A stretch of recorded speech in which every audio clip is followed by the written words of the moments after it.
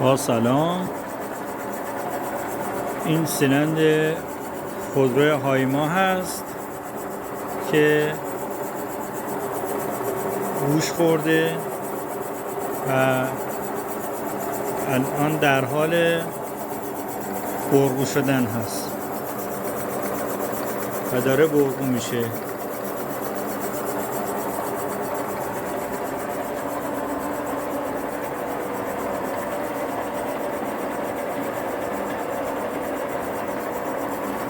این سیلند هایما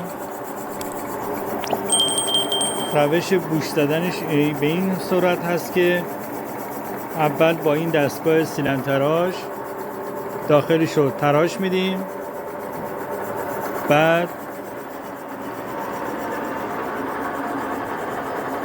یه دونه از این گوش‌های سنگ خورده یا گوش‌های کارخونه‌ای بهش میگن،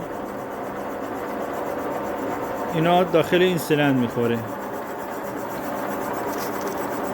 و بعد از اینکه داخلش قرار گرفت به وسیله این دستگاه دوباره برقو میشه، داخلش تراشیده میشه یا به نوع علمیش بورینگ میخوره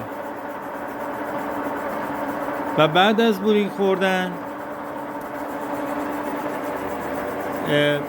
به وسیله این دستگاه داخلش رو پولیش میکنیم.